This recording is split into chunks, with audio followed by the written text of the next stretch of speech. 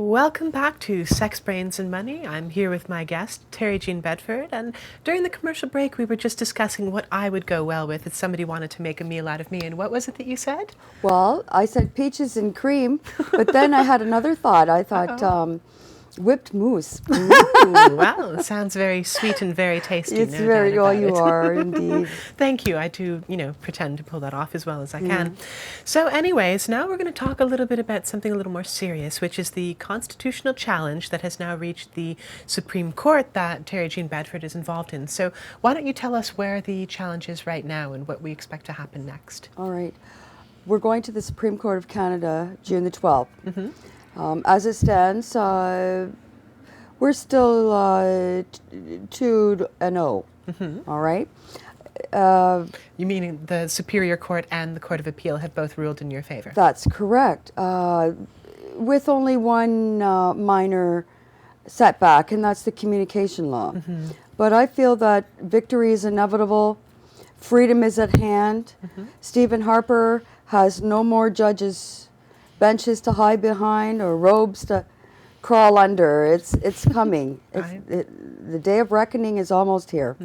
I think so. So what do you expect to happen at the Supreme Court? Do you think that we're going to have a positive outcome there? Do you think that the Supreme Court... Without a doubt, Nikki. Justice Doherty said it in his opening remarks to the Crown. Are these truths not self-evident?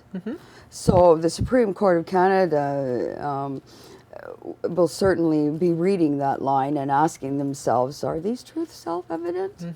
Are we going to disagree with these courts? Are we going to find them in contempt? Highly unlikely. I've been to the Supreme Court of Canada twice myself. In the past, I know how these proceedings can go. You can be in and out in 6 minutes. Really? That's pretty quick. Yes, you can. Let's hope it's for the same.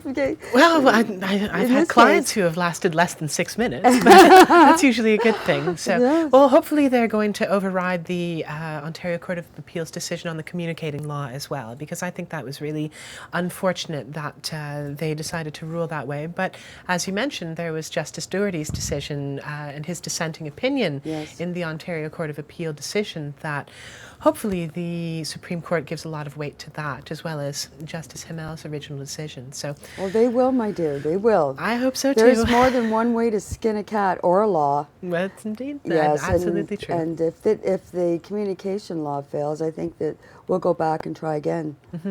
I think so. I think that's a good I'm idea. in it for the long haul anyway. I know you are. So you told me that you have a message for Stephen Harper and his wife Lorraine. Would you like to share that with us today? Oh, I do indeed.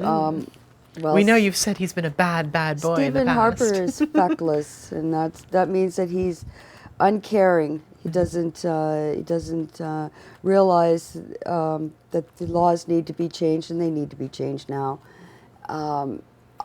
I plead to Lorraine Harper to restrain her husband, force him to read the decision, and then send him to me for a lesson in behavior modification he'll never forget. Because I'll make a man out of him. I really will, and he'll be the best prime minister that we could ever ask for.